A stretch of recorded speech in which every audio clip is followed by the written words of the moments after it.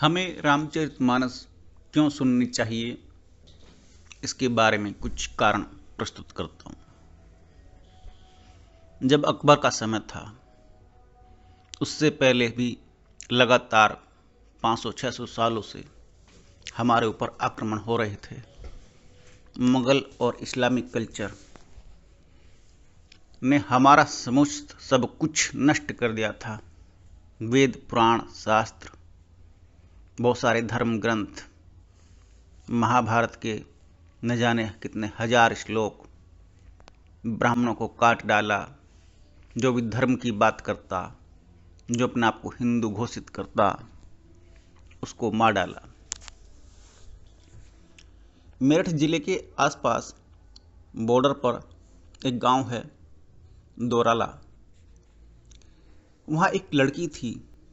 उस समय की बात है, लगभग अब से 700-800 साल पहले की। उस लड़की की शादी हुई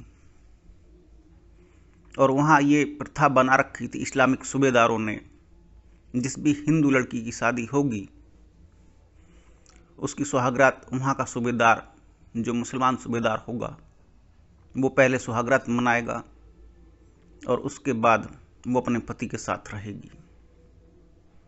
ये अत्याचार था एक धर्म का दूसरे धर्म के ऊपर। ये मैंने अखबार में पढ़ा, जाना। और दोराले के पास एक गांव और है सिवाया। इनकी महत्ता क्यों है ये भी बताऊंगा। दोराले का पहले नाम था देवी आला, देवी की जगह। देवी आला, आला माने जगह होती है। जैसे दीवार में एक आला होता, वहाँ कुछ रख देते हैं, वहाँ देवी के बैठने का स्थान था। सिवाया, वहाँ भगवान शिव का मंदिर था, आज भी है, वहाँ शिव का स्थान है। तो देवी आला में वो जो लड़की थी, देवी की बड़ी भक्त थी। उसने प्रार्थना की, चाहे मैं मर जाऊं, चाहे कुछ भी हो जाए, इस आतंकी, इस नारकाई सूबेदार के हाथों में अपनी अस्मत नहीं बेचूंगी। भयंकर प्रतिशोध, क्योंकि बचपन से जो देखते सुनते आए। कम से कम उस लड़की ने महाभारत के उस अध्ययन का पालन किया कि कम से कम मरना ही तो पड़ेगा, लेकिन जलालत के साथ जीने से अच्छा है मर जाना। लेकिन मरने से पहले मार डालना ही अनिवार्य है, उचित है, क्योंकि भगवान श्री कृष्ण ने कहा है, पापियों का वध करने में कोई पाप नहीं लगता। लड़की ने विवाह के समय एक कटार अपने पास छुपा ली और परंपरा के मुताबिक इस्लामिक सूबेदार के सैनिक आए और उसको ले गए। जब उस सूबेदार ने अपने कपड़े उतारे, लड़की ने पूरी जी जान से उसकी हत्या कर दी। उसके बाद उसके फेवर में, लड़की के फेवर में और लोग भी आए। एक प्लान सेट था, कई सैनिक भी मारे गए। ये परंपरा शुरू हुई कि हम अपनी बहन बेटियों को ऐसे मजबूर नहीं होने देंगे। महाभारत तो एक छोटा सा नमूना है, जहां द्रौपदी का चीरहरण करने की सिर्फ कोशिश की गई, जिसके ऊपर महाभारत हो गई। इस्लामिक कल्चर ने तो जगह जगह दरिंदगी फैलाई, हर जगह लूटा। स्त्रियों और बच्चों को इस प्रकार मजबूर कर दिया कि स्त्रियां जौहर करती थी, क्योंकि वे बॉडी के साथ, डेड बॉडी के साथ भी रेप करते थे। इसलिए हिंदुस्तान की पवित्र औरतें अपने आप को अग्नि में समाहित कर देती थी कि शरीर का एक अंश भी किसी और के हाथ में न जाने पाए। ऐसे क्रूर और दुखद वातावरण में, ऐसी विपरीत परिस्थितियों में, जहां त्राही त्राही हो गई, जहां हर हिंदू सिर्फ मर जाने के लिए तैयार था, लेकिन मुस्लिम में, इस्लामिक कल्चर में बदलने के लिए तैयार नहीं था। ऐसे समय में भगवान श्री राम की कृपा दृष्टि प्राप्त एक बालक उत्पन्न होता है। नाम पड़ता है तुलसीदास। उसको जीवन में कुछ नहीं मिला, उसने अपना समर्पण कर दिया, भक्ति भाव से समर्पण कर दिया, प्रभु को अर्पण कर दिया। हनुमान चालीसा भी, हनुमान जी के कई सारे ग्रंथ भी, रामचरितमानस भी, और भी बहुत सारे प्रभु के तुलसीदास जी ने रचे। और उन्होंने जनमानस में भक्ति के प्रति एक भावना जागृत की, ईश्वर के प्रति एक धर्म स्थापित किया कि जो ईश्वर की शरण में जाता है प्रभु उसकी रक्षा करते हैं। और ऐसा नहीं है कि ये बात आसानी से मान ली गई। रामचरितमानस को भी कई बार जो वहाँ के मंदिर के मठाधीश थे, पंडित पुजारी थे, उस पुस्तक को बाहर फेंक दिया जाता था।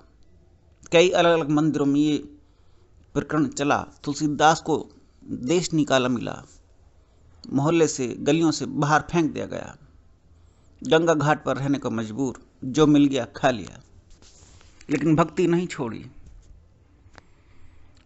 उस शख्स ने या उसकी भक्ति ने रामचरितमानस के माध्यम से ऐसा चमत्कार किया। जब मंदिर के दरवाजे खुलते थे तो रामचरितमानस भगवान के चरणों में दिखाई देती थी। रामचरितमानस एक प्रतीक बन गई हिंदू धर्म का, लोगों के जनमानस में भक्ति का, लोगों के जनमानस में उद्धार का, उत्थान का, लड़ने का उद्घोष बन गई, करो या मरो का नारा बन गई। इससे ज्यादा कुछ नहीं होगा।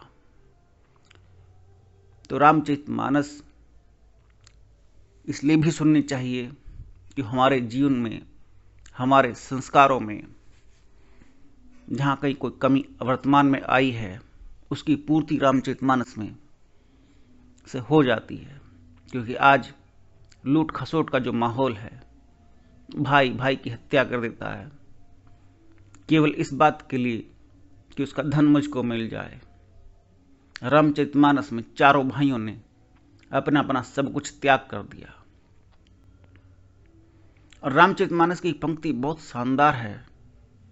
भगवान श्री राम यही कहते हैं, मम पन शरणागत भय हारी, जो मेरी शरण में आता है मैं उसका भय हर लेता हूं, अर्थात उसको अभयदान बनाता हूं।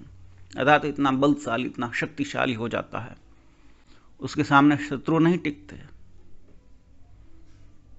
भक्ति भाव के अलावा रामचरितमानस शासन सत्ता भी सिखाती है।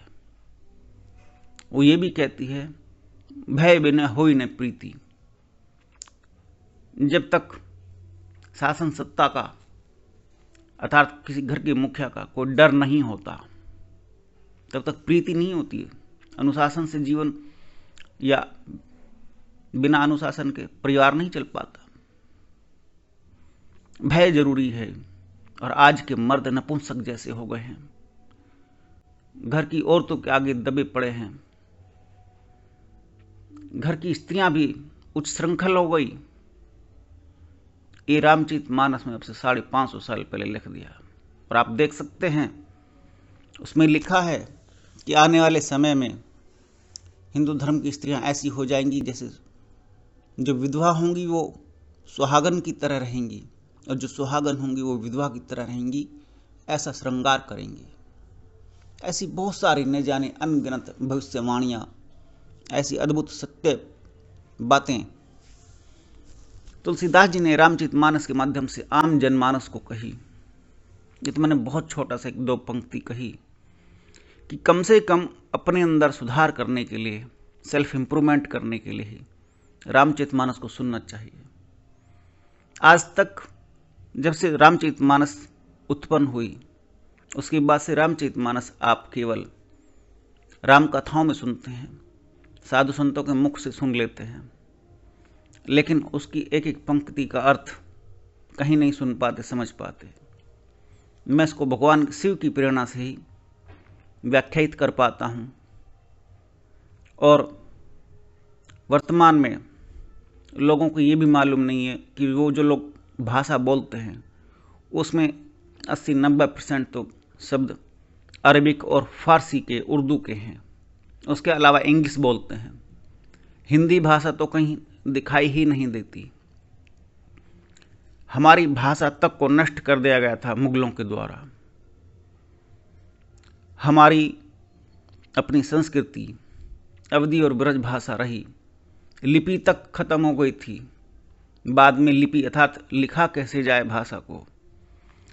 तो जो शब्द हैं, मैं यथासंभव जितनी मेरी संभव है, जितना मेरा ज्ञान बुद्धि और कौशल है, जितनी ईश्वर की कृपा दृष्टि है, मैं उनको एक एक शब्द को भी व्याख्यात करता हूँ, उनका अर्थ भी बतलाता हूँ कि आज के बच्चे, जो आज की नई जनरेशन है, उनको कम से कम ये ज्ञान मिलना चाहिए।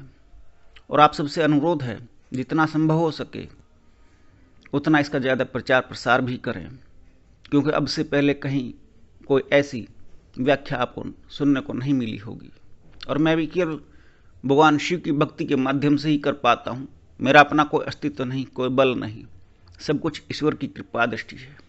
ओम नमो नारायण, ओम नमो भगवते वासुदेवाय, ओम नमः शिवाय।